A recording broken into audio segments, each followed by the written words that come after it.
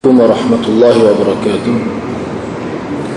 الحمد لله رب العالمين، والصلاة والسلام على أشرف الأنبياء والمرسلين، نحمده ونستعين ونستغفره، فإن أصدق الحديث كتاب الله، وخير الهدي هدي محمد صلى الله عليه وسلم، وشر الأمور محدثاتها، وكل محدثة بدعة، وكل بدعة ضلالة، وكل ضلالة في النار. وقال رب اشرح لي صدري ويسر لي أمري واحلل عقدة من لساني يفقه قولي.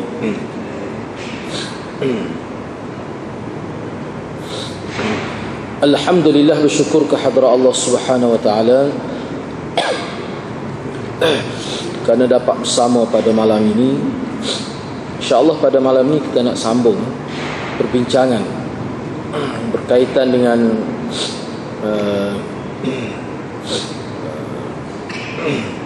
pembahagian kufur. Ini dalam bab iman ini, dalam bab iman ini seperti mana yang telah disebut pada minggu sebelum ini, bahawa para ulama telah membahagikan kufur itu secara umumnya kepada dua bahagian utama, iaitu al-kufrul akbar atau disebut sebagai kufur besar, yang mana perbincangan berkenaan dengan pembahagian kufur yang pertama ini, iaitu kufur akbar ini, telah kita bincang sebelum ini. Jadi insyaAllah pada malam ini kita nak sambung, iaitu bahagian kedua, iaitu al-kufrul asghar, mana kufur yang kecil. Kufur kecil ataupun disebut sebagai al-kufrul asghar, iaitu kekufuran yang tidak mengeluarkan seseorang daripada agama Islam dan tidak pula menyebabkannya kekal di dalam neraka. Ini dia panggil al-kufrul asghar. Mana pelaku kufur asghar ini yang melakukan perbuatan yang menyebabkan dia menjadi kufur asghar, tidaklah mengeluarkan orang itu daripada agama Islam dan tidak pula menyebabkan beliau kekal di dalam neraka sampai bila-bila. Namun istilah lain yang sering juga digunakan untuk kufur kecil ini ialah al-kufrul amali ataupun kufrun duna kufrin, kufur yang lebih rendah daripada kufur yang menyebabkan manusia terkeluar daripada agama itu, ataupun kufur yang tidak dengan erti istilah, itu kufrun duna kufrin, ataupun kalau bahasa mudah kufur tapi tidak kufur. Ini biasa disebut sebagai kufur, seperti kufur nikmat dan sebagainya. Kufur dari segi praktikal, amali dia, tidak kufur secara i'tiqadi dia, tidak. Kufur asghar ini, kufur kecil ini, walaupun tidak mengeluarkan seseorang dari agama Islam kerana tidak merobohkan asas keimanan itu sendiri, namun ia boleh menjejaskan dan melemahkan iman. Jadi kufur asghar ini pun hadirat, walaupun dia tidak menafikan tauhid, dia tidak merosakkan iman itu sendiri, tetapi walau bagaimanapun iman itu terjejas, ada kesan buruknya dan boleh melemahkan iman itu. Kerana Ahlus Sunnah wal Jamaah, mereka meletakkan bahawa iman itu yanqus wa yazid, boleh lemah dan boleh kuat iman itu. Dia bergantung kepada amalan manusia itu. Orang yang terlibat dengan kufur kecil ini, kufur asghar ini, dikira terlibat dengan dosa besar dan dimurkai Allah. Dia dikehendaki bertaubat dengan segera. Jadi orang yang terlibat dengan kufur kecil ini, mana dia dikira melakukan dosa besar dan dimurkai oleh Allah Subhanahu wa taala, dia dikehendaki bertaubat dengan segera. Kita perlu faham ini perbincangan tentang kufur ataupun tidak. Kita tidak bincang tentang masuk neraka ataupun tidak masuk neraka ni. Kalau berkenaan dengan masuk neraka ataupun tidak masuk neraka, dia tidak perlu kepada kufur, tidak perlu pada syirik. Orang Islam yang muwahhid, muwahhid, yakni orang Islam yang mentauhidkan Allah pun dia boleh masuk neraka. Karena masuk neraka ni dia berdasar pada ditimbang amalan itu. Kalau amalan baik dia tu kurang, amalan jahat itu lebih, secara umumnya masuk neraka lah, secara umumnya. Kecuali mendapat syafaat daripada Nabi dan sebagainya lah, seperti yang kita akan bincang dalam akhirat. Cuma hal ini hak kita bincang ni maknanya dari segi kufur itu sendiri. Kufur itu sendiri. Jadi orang yang terlibat dengan kufur asghar ini dia kena bertaubat juga, kerana perbuatan dia itu dianggap sebagai minal kabair lah, termasuk dalam dosa besar. Dan taubat dia tu mesti segera, fauran, mesti segera, tidak boleh bertangguh. Jadi apa sebenarnya maksud kufur kecil, penggunaan biasa. Jadi hakikat kufur asghar ini atau kufur kecil itu sebenarnya ialah maksiat atau dosa-dosa besar yang disebut Rasulullah sallallahu sebagai kekufuran. yakni dia semacam tidak berterima kasih, tidak ikut perintah Allah, tapi tidak menafikan hukum itu sendiri. Kalau dia menafikan hukum itu sendiri, itu memang jadi wasak, akhirnya jadi kufur akbar lah. Misalnya orang yang tidak salat, tidak puasa, tidak melakukan benda-benda yang difardukan ke atas mereka, tetapi dalam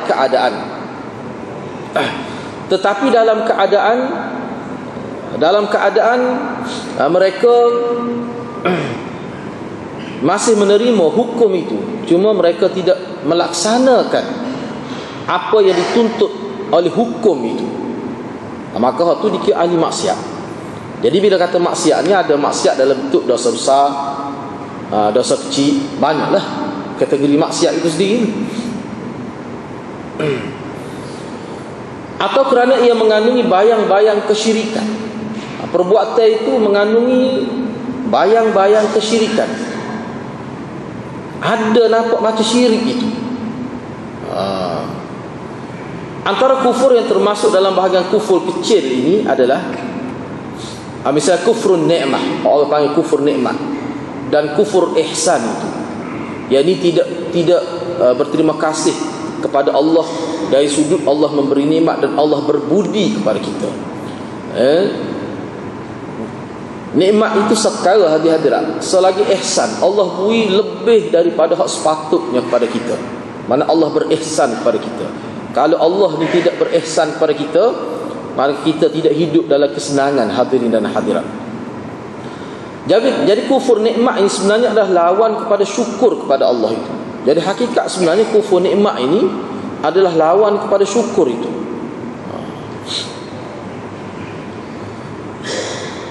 Kalau dalam kitab-kitab disebut, walaupun kita kata syirik khafi, syirik yang kecil, ataupun kita kata kufur nikmat, tapi bila perkara itu banyak berlaku, sentiasa berlaku, setiap detik berlaku, dalam satu hari itu banyak berlaku kufur nikmat, boleh jadi kerana percakapan, kerana perbuatan dan sebagainya. Perkara ini dia ada kesan dia.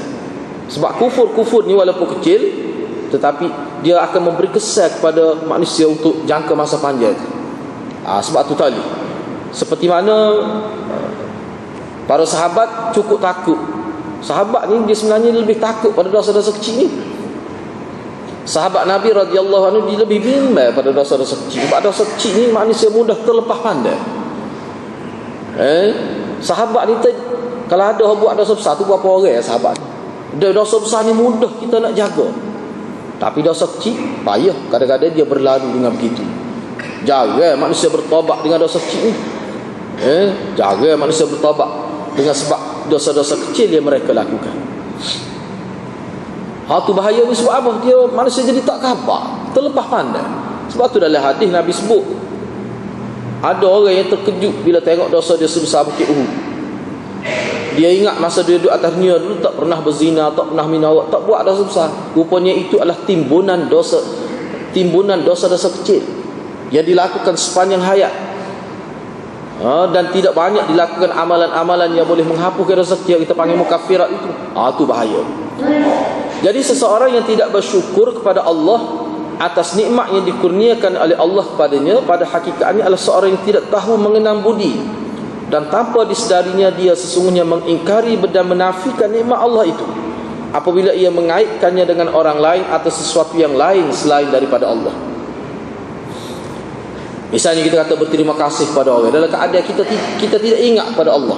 Sedangkan kita diajar sebelum kita terima kasih pada orang, kita kena kata alhamdulillah dulu dalam hadis sebut. Supaya terima kasih kita kepada manusia itu secara majas sahaja. Secara majas dia panggil.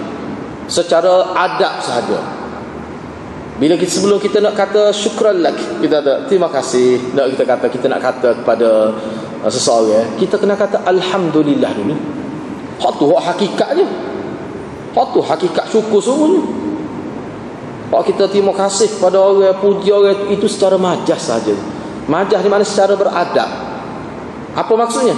Mana seseorang yang buat baik pada kita sehingga kita bersyukur, sehingga kita berterima kasih kepada dia, hakikat di sebalik itu sebenarnya kerana Allah Subhanahu Wa Taala yang mencampakkan dalam diri dia perasaan simpati kepada kita untuk buat baik pada kita. Dia hakikatnya Allah. Sebab tu kita kata alhamdulillah dulu, barulah kita kata terima kasih dia. Dan kita kata terima kasih dia, tunjuk zahir kita tunjuk mengenai budi dia, tu boleh pahala suku pula tu. Tu boleh pahala suku pula tu hati-hati.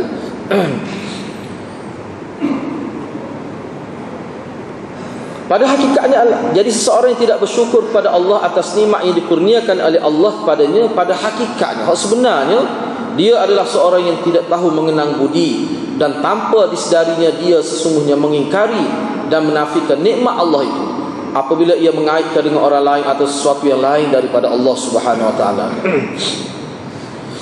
Jadi benda-benda gini kalau kita tengok dalam amalan sahabat lah, hati-hati rakna. Dalam amalan sahabat, misalnya kita kata kalau kita ambil ni tentu dah ni sahabat ni hak syirik-syirik, hak ada kemungkinan yang boleh mengganggu fokus kepada Allah, dia ada. Mana sahabat kita tengok dalam asal sahabat, dia pakai cici misalnya sebagai contoh. Bukan kayu kokak, cici biasa ya. Dia pakai. Tiba-tiba bila semaya tu, ketika dekat kiam tu lah, jadi dia tengok pada cici dia, jadi mengalih pandangan dia. Lepas tu dia buat tak pakai dah cici dalam semaya. Ada setengah tu dia lipat mata tu masuk tak dalam. Apa dia kira mengganggu. Kalau ada benda-benda mengganggu, padahal tak ada anggapan-anggapan yang pelik pada cici, tapi mengganggu konsentrasi dia dalam semaya, maknanya dia cukup jaga. Misalnya saya nak bakar sebagai contohnya, dia kata aku tak saya minta tolong dengan orang, aku nak kurang minta tolong dengan orang, kerana anggapan sahabat banyak minta tolong dengan orang ni, dia jadi kurang bergantung kepada Allah. Jadi benda tu kita kena ingat lah. Sebab tu saya nak bakar bila tongkat dia jatuh daripada kuda, ketika dia berada atas kuda, dia turun ambil sendiri. Padahal dia boleh minta tolong, tidak salah. Tapi dia kata kalau semakin banyak manusia minta tolong dengan orang, dia jadi kurang kebergantungan dia dengan Allah. Tu cara dia nak jaga. Dia tak suruh kita buat gitu, tapi maknanya dia pamerkan kepada kita dari segi amalan yang dia faham daripada hadis Nabi sallallahu alaihi wasallam. Walaupun jauh di sudut hati, dia masih beriktikad bahawa Allah jugalah yang mengurniakan semua itu padanya. Dia gini hadiah-hadiah, maknanya kadang-kadang kita ni bila kita tengok sesuatu lah, sama ada kebaikan atau apa saja, qasad kita, hati kita gagal kaitkan Allah. Oh baik orang itu, sekadar tu saja. Hak tu pun tak boleh dah sebenarnya. Tapi benda tu Allah ni rahmat dia anggap benda tu kesalahan kecil. Terima kasih. Bagus dia tu. Kalau tak ada dia kan. Tu kira-kira tu sebenarnya setara tu pun kira rasa kecil tu. Kalau tidak kait dengan Allah Subhanahu Wa Taala. Tapi kalau kait dengan Allah, bagus, alhamdulillah, bagus. Kita kait dengan Allah tu, sebab tu dia sesuatu ni dia kena ada seorang sebut alhamdulillah, astagfirullah sebelum sebut benda lain, sesuai dengan keadaan. Kenapa hak tu dia nak meruntun jiwa, nak melatih jiwa supaya kena Allah dulu. Jangan lagi hak tu. Tengok benda tu, masya-Allah, bapa buat kerja lagu ni. Kita marah hari tu, tapi kita kata masya-Allah, astagfirullah. Maknanya kita kembalikan irja' kepada Allah. Kita irja' kepada Allah dulu. Sebab benda ni hakikat berlaku ni, walaupun zahir mata kita nampak orang buat.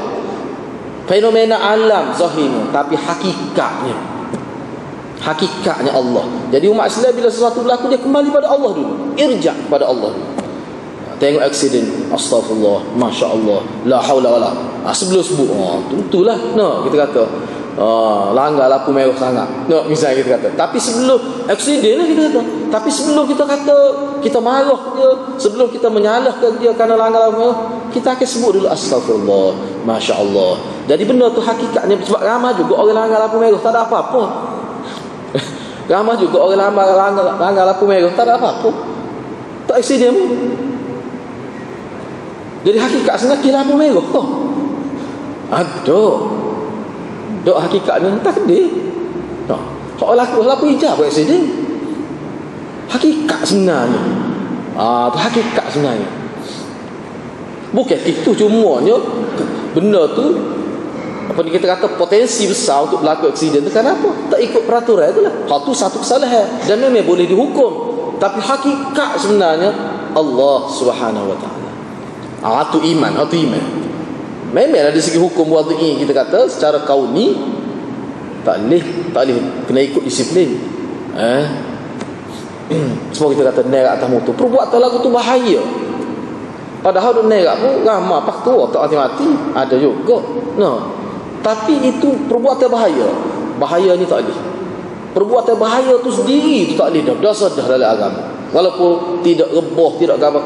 Mana kita melakukan perbuatan bahaya tu memang salah segi agama.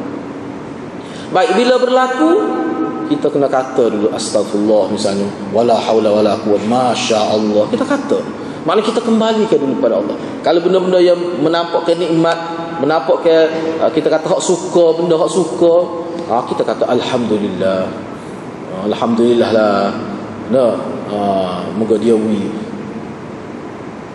sebenarnya dia ada falsafah di sebalik Tuhan dia ada. Misalnya orang baik kita kata alhamdulillah. Apa kesan dia? Orang berbudi kepada kita kata alhamdulillah. Dan kita kata pada waktu terima kasih banyaklah kerana wi kat hamba. Apa kesan dia?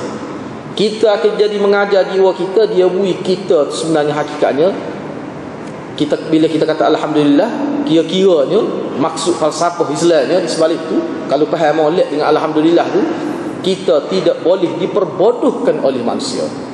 Walaupun kita terima habuat dia, tetapi kita tetap puji Allah. Kita tidak akan diperkudakan oleh dia, diperlembu oleh dia dan sebagainya. Tidak. Itu hikmah di sebalik. Sebab kita alhamdulillah. Bila orang kita alhamdulillah, mana hakikatnya Allah. Cuma orang melalui dia, dan melalui dia tu rahmat Tuhannya dia pun boleh pahala. Padahal hakikatnya Allah dah tu. Dan kita pun dari segi sunnah, dari segi syariat memang dituntut supaya berterima kasih pada secara zahir. Tapi hakikatnya alhamdulillah Allah sebenarnya. Kalau manusia hidup lagu ni, dia akan mengembalikan segala perkara kepada Allah. Tu hendaknya. Sama ada benda buruk, benda baik, semua kita dapat kepada. Sebab itulah ulama kata bila orang buat baik kepada kita ambil barang orang. Orang tu tentu boleh pahala, dia bagi sedekah kepada kita. Tapi kita ni boleh pahala pula. Nak suruh boleh pahala lah ke mana? Alhamdulillah. Dan Nabi kata kalau nak boleh pahala besar lagi, kalau nak boleh pahala supaya dia doa kebaikan untuk dia dalam hadis Nabi. Kita boleh pahala seperti dia. Katalah dia mari berah seguni kita boleh tak ada berah itu misalnya. Alhamdulillah kita kata. Kau besar kau derah kita kata alhamdulillah. Tak, misalnya alhamdulillah kita kata.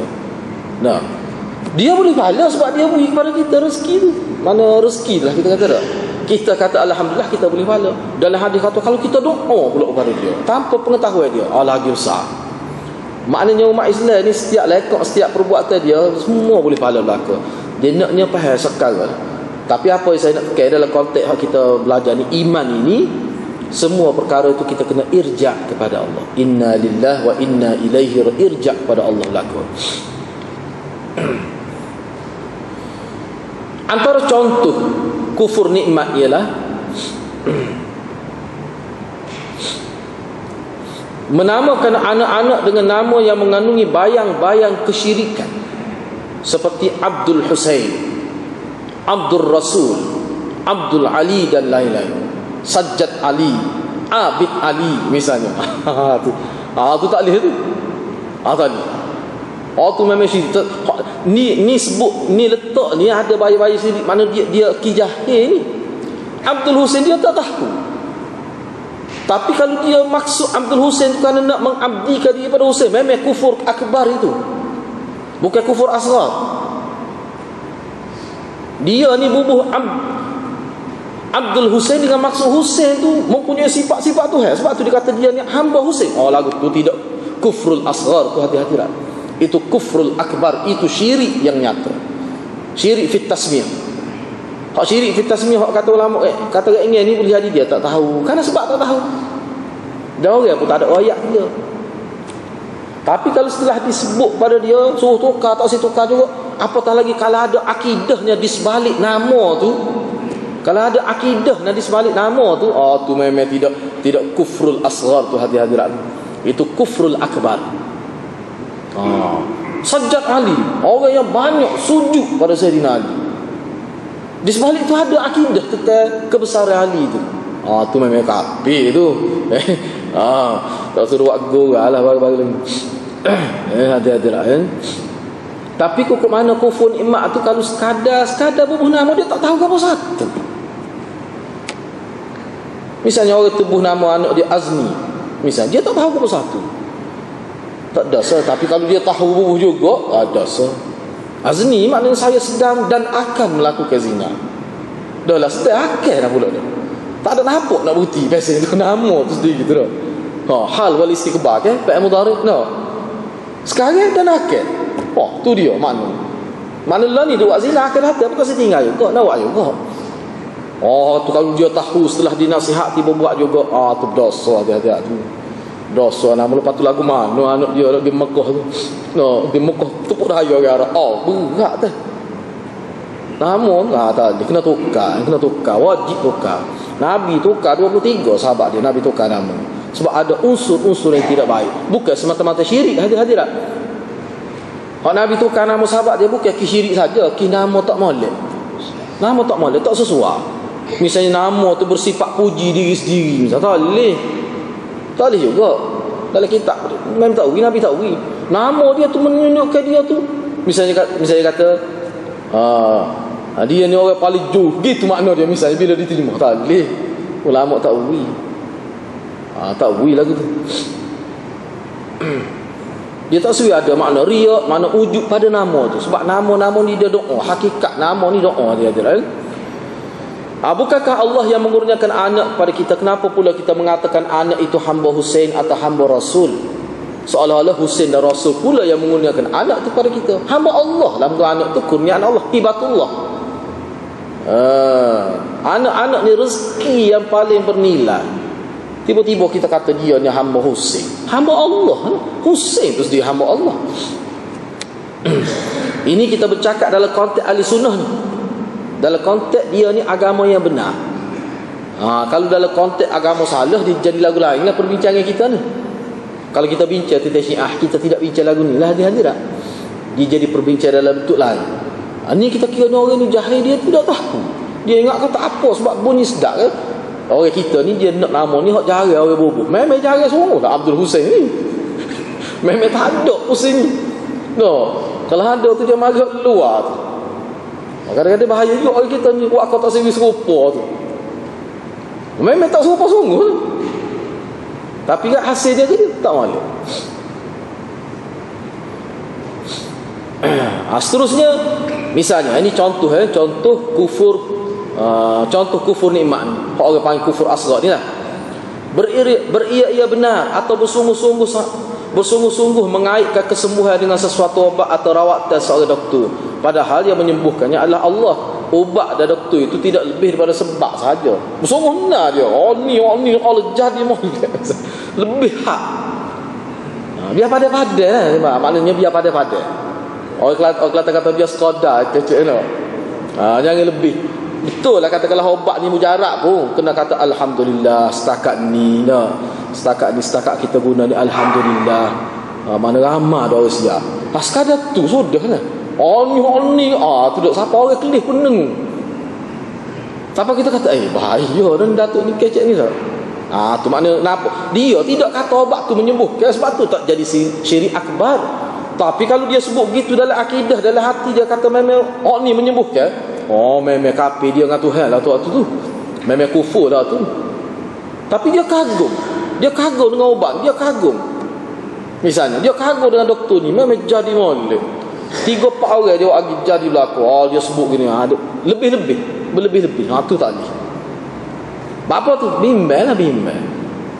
Bimbang takut maknanya jadi terlupa Allah itu. Kebimbangan. Sebab tu umat Islam ni nak supaya jadi tidak jadi melampau itu, dia kena sentiasa sebut alhamdulillah, subhanallah, masya-Allah. Nabi ajar kata-kata hak bersifat harian itu. Dia kena sebut sama hak tu. Sesuai dengan keadaan lah. Sesuai dengan keadaan. Tengok benda bahaya, kita kata masya-Allah, astagfirullah, na'udzubillahi min dzalik.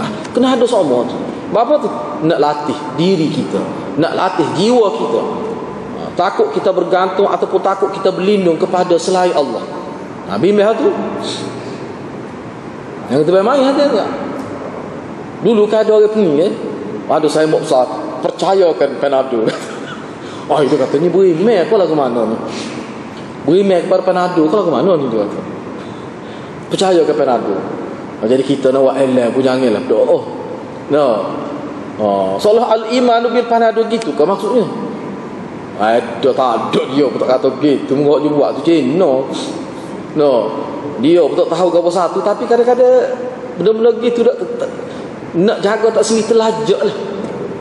Bapa yang kata tidak jadi kufur akbar itu sebab hati dia tidak faham gitu. Cuma kadang-kadang manusia ni dia zahir-zahir dia ni, dia tidak support dalam dia ni. Tetapi kalau dia sebut gitu dalam gitu juga, memang kafir saja tak. Memang kufur semua tu. Sebab tu kalau kita tengok dalam kitab-kitab klasik ya, kitab-kitab Jawi pun biasa dia buat contoh kalau kita tengok ni dosa kecil syirik asghar dia kata. Pero asar dia kata tak. Jadi malam tu curi nak mari asar tu bunyi Allah tu kata mojo ada asar ni dia kata. Tu syirik asghar. Apa tu? Sebab tidak kata alhamdulillah mojo asar ni khabar. Kalau lagu tu lain cerita. Ni betis ke asar. Tu kita sebut syirik asghar. Nak jaga takut salah. Tak sih. Sebab gini dia tak sini ada bahaya syirik. Tak sini ada. Dalam kehidupan kita jangan ada sesuatu yang mana dia gini benda ni dia ada kesan dia. Setiap perkara ni mengikut ulamanya, kalau kita baca buku falsafah ini, setiap benda yang berlaku dia ada kesan dia. Jadi kita kena tahu tu. Misalnya contohnya gambar. Kenapa Islam tidak benar berlebih-lebih dalam gambar? Karena gambar ni memang dia kesan dia boleh pergi pada syirik. Budaya dia tu tidak budaya Islam asal. Sebab tu dia tak boleh lebih-lebih gambar ni. Kalau kita tengok sesak-sesak semua patung-patung semua berasal daripada gambar asalnya. Memang gambar ni dia di situ, dia duduk atas lorong tu, dia duduk atas landasan tu.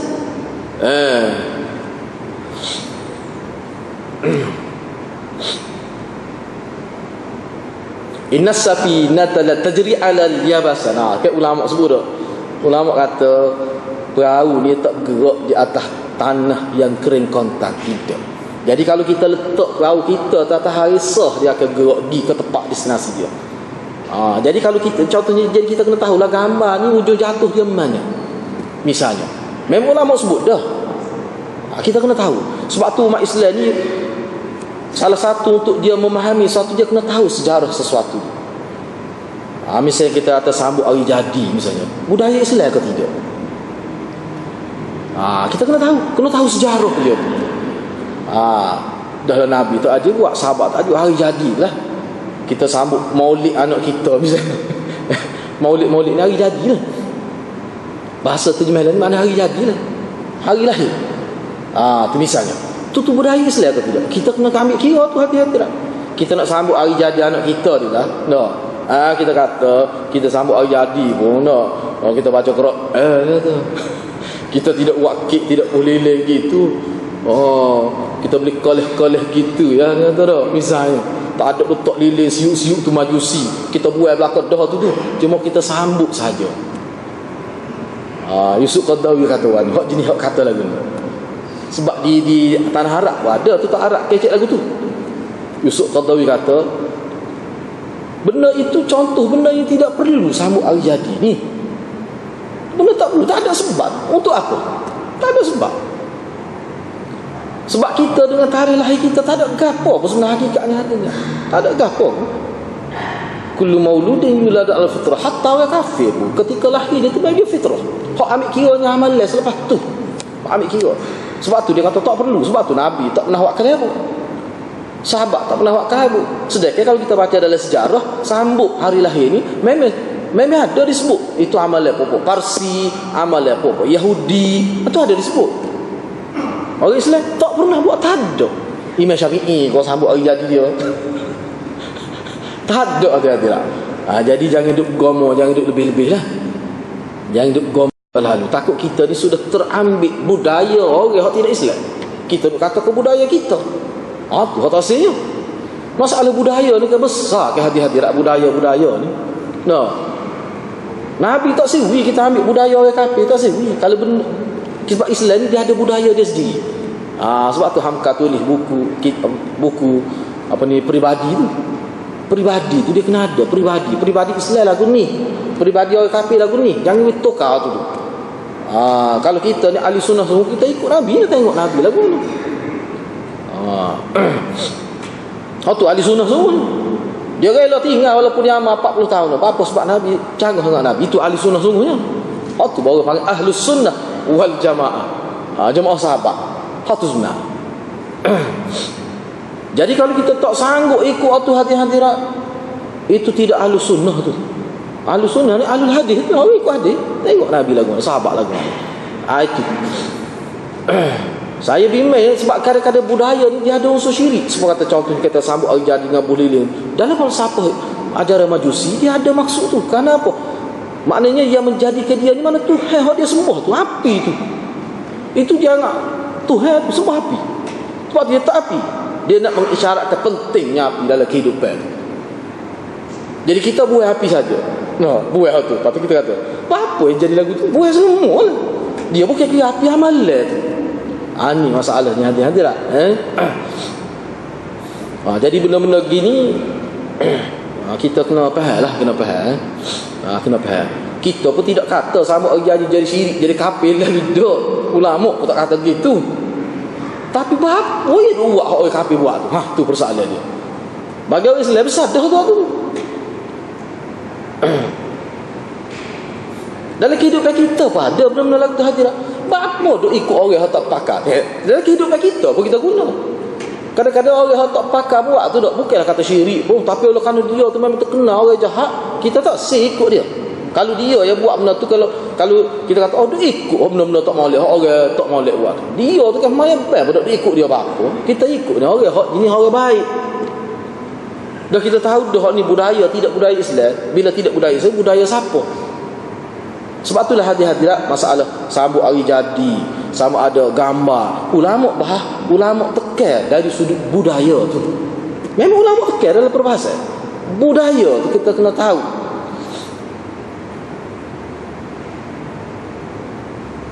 Saya ingat lagi guru saya sebut dulu, contoh Mahatma Gandhi. Lalu Mahatma Gandhi disembah, dibuat patung lengkap seorang manusia.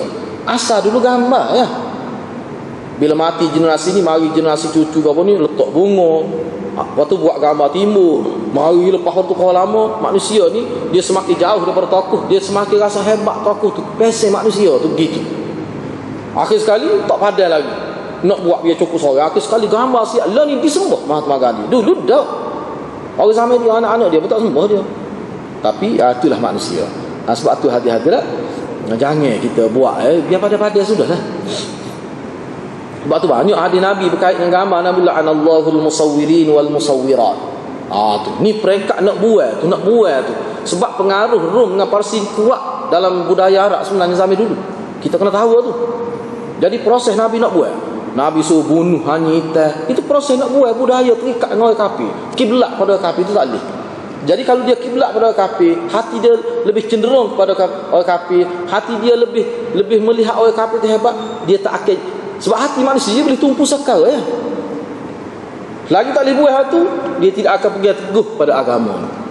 Sebab tu Nabi kata kena buat identiti yang tidak Islam kena buat. Sebab kita nak masuk identiti Islam. Itu cara Rasulullah. Sebab tu lepas tu Rasulullah tak bunuh hanya bila identiti umat Islam, budaya umat Islam tu kemah, tak apa dah.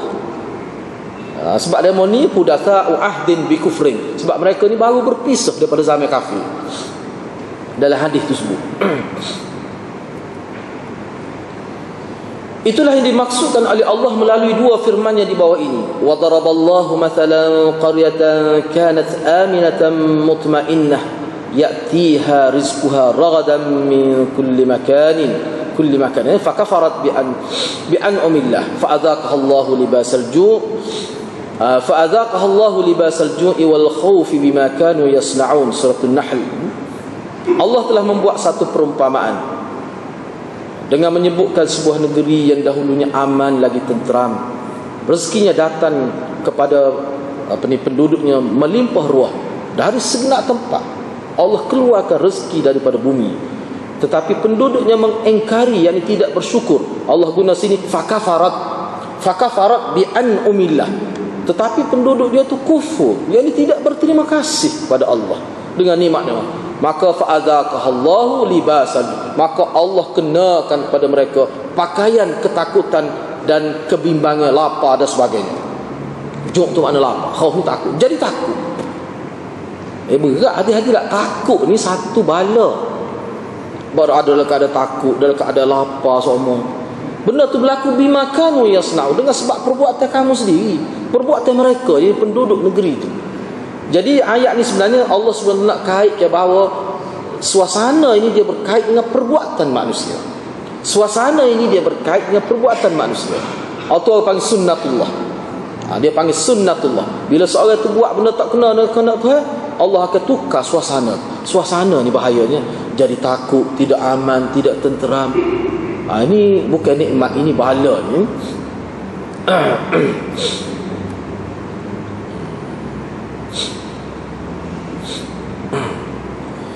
Okey, habislah perbincangan hal tu berkait dengan perkara itu secara ringkas begitulah. Sebab saya tengok dalam kalau dalam kitab-kitab akidah lah, dia bahas kufur ni panjang lagi sebenarnya. Sebab kalau hak Maulana buat tu, dia ambil dalam banyak kitab. Jadi kalau kita tengok rujukan dia tu, tak tahu bila nak habis bincang. Tengok rujukan dia tu. Tu. Sebab mula ni dia mudah kita nak rujuk. Tengok rujuk klik, tengok tu pun dia tinggal banyak dah tu. Kalau nak buh lagi parut lagi lah, panjang lagi. Tak apalah dia. Okey, baik. Hadis yang pertama kita baca, hadis dan terjemah sajalah ni. Hadis yang pertama,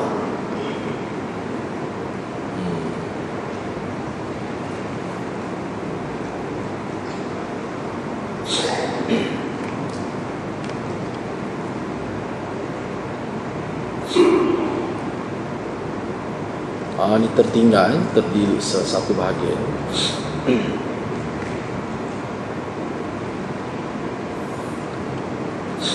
Tak apalah, kita tengok minggu depan. Sebab hari ini saya tersilap ni, dia separuh hadis tak ada. Separuh hadis tak ada.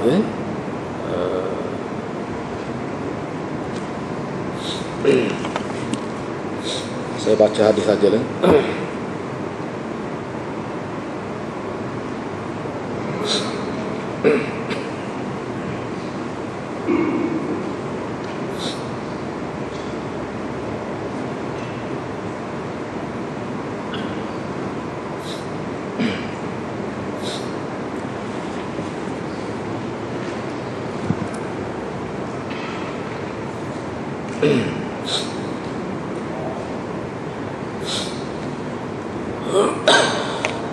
Ini ada kesilapan sikit berlaku ni. Jadi matan hadis ni separuh hilang. Mungkin terdiri. Tak apalah, saya baca berdasar pada kitab ni. Hadis yang pertama, an Umar bin Al-Khattab radhiyallahu anhu qala baina nahnu inda Rasulillah ذات يوم إذ طلع علينا رجل شديد بياض الثياب شديد سواد الشعر لا يرى عليه أثر السفر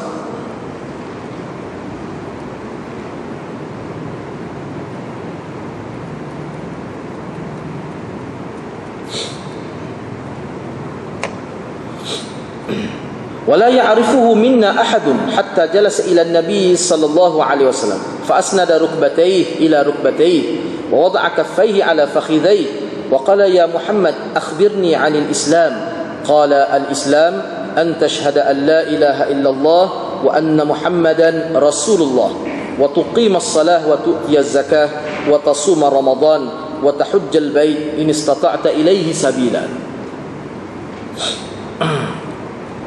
Qala, situ apa dia tu? Qala. Separuh tu dia satu slide tu tak ada. Qala an tu'mina billahi wa malaikatihi wa kutubihi wa rusulihi wal yaumil akhir wa tu'mina bil qadari atau bil qadri, boleh belakang baca tu. Tu kita bincang selepas ni. Wa tu'mina bil qadari khairihi wa syarrihi. Qala sadaqta. Qala fa akhbirni 'anil ihsan. Qala an ta'budallaha ka'annaka tarah fa in lam takun tarahu fa innahu yarak. Qala fa akhbirni 'anis sa'ah. قال ما المسؤول عنها بأعلم من السائل. قال فأخبرني عن أماراتها. قال أن تلد الأمة ربتها وأن ترى الحفاة العراة العالة رعاء الشاء يتطاولون في البنيان. قال ثم انطلق فلبثت مليا ثم قال لي يا عمر أتدري من السائل؟ قلت الله ورسوله أعلم. قال فإنه جبريل أتاكم يعلمكم دينكم. Maksudnya Umar bin Al-Khattab radhiyallahu anhu meriwayatkan, katanya, pernah pada suatu hari ketika kami sedang duduk di samping Rasulullah sallallahu alaihi wasallam, tiba-tiba muncul seorang lelaki. Jadi kalau ada dalam terjemahan dia kata tiba-tiba datang, itu boleh juga kita akan bincanglah kalimah tala'ah itu. Tiba-tiba muncul seorang lelaki dengan berpakaian amat putih dan berambut amat hitam. Sedikit pun tidak terlihat padanya kesan-kesan orang yang sedang dalam perjalanan, dan tiada seorang pun daripada kami yang mengenalinya. Lalu ia duduk di hadapan Nabi dengan merapatkan kedua lututnya kepada kedua lutut baginda sallallahu alaihi wasallam dan meletakkan telapak tangannya di atas kedua pahanya. Kemudian lelaki itu berkata, wahai Muhammad, beritahulah kepadaku tentang Islam, yakni asas Islam, rukun Islam itu. Jawab Nabi SAW, Islam itu ialah engkau bersaksi bahawa tiada Tuhan selain Allah dan Muhammad adalah utusan Allah. Mendirikan sembahyang, yakni engkau mendirikan sembahyang, engkau mengeluarkan zakat, engkau berpuasa di bulan Ramadan, dan engkau mengerjakan haji ke Baitillah jika engkau mampu pergi ke sana. Lelaki itu berkata lagi, benarlah engkau. Kami berasa heran kerana dia yang bertanya tapi dia pula yang membenarkan. Katanya lagi, lelaki tadi, beritahulah kepadaku tentang iman. Jawab Nabi, iman itu ialah engkau percaya kepada Allah, para malaikatnya, kitab-kitabnya, para rasulnya, hari kemudian, dan engkau percaya kepada takdir, iaitu ketentuan Allah sama ada baik atau buruk. Lelaki itu berkata, sadaqta, benarlah engkau. Dia bertanya lagi, beritahulah pula kepadaku tentang ihsan. Jawab Nabi, ihsan itu ialah engkau menyembah Allah seolah-olah engkau nampak Allah itu, sekalipun engkau tidak nampak dia. Ingatlah, dia tetap nampak engkau, yakni melihat engkau dengan jelas maksudnya. Lelaki itu seterusnya berkata, beritahulah kepadaku tentang hari kiamat. Jawab Nabi, tidaklah orang yang ditanya lebih tahu daripada orang yang bertanya. Kata lelaki itu lagi, kalau begitu beritahulah kepadaku tentang tanda-tanda kiamat, an amaratiha, itu tanda-tanda kiamat. Jawab Nabi sallallahu alaihi wasallam, bila hamba wanita melahirkan tuannya, dan bila kamu melihat orang-orang yang tidak berkasut, tidak berpakaian, miskin, pengembala kambing, berlomba-lomba dan saling berbangga-bangga dalam mendirikan bangunan-bangunan yang tinggi. Kemudian lelaki itu pergi. 3 hari selepas itu, Rasulullah sallallahu alaihi wasallam bertanya aku. Kita bincanglah selepas ini, kita terjemah dulu. Wahai Umar, tahukah kamu siapakah lelaki itu? Jawabku, hanya Allah dan Rasulnya yang lebih tahu. Kata Nabi SAW, itulah Jibril. Dia datang kepada kamu untuk mengajarkan asas-asas agama kamu. Hadis riwayat Muslim. Abu Hurairah juga meriwayatkannya dengan sedikit perbezaan. Ada beza lah. Tapi setengah ulama kata Abu Hurairah ni lebih kuat macam-macam lah. Kita boleh bincang semula tu. Misalnya dalam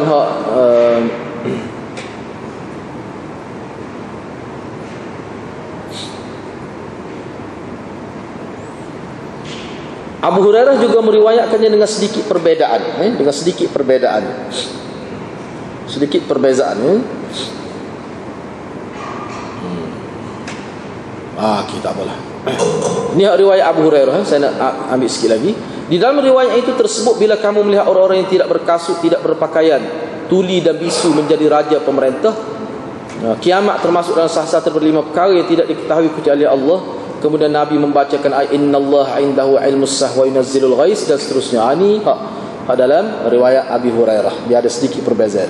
Okey, wallahu alam, kita boleh setakat tu, insya-Allah kita akan bincang pada minggu hadapan.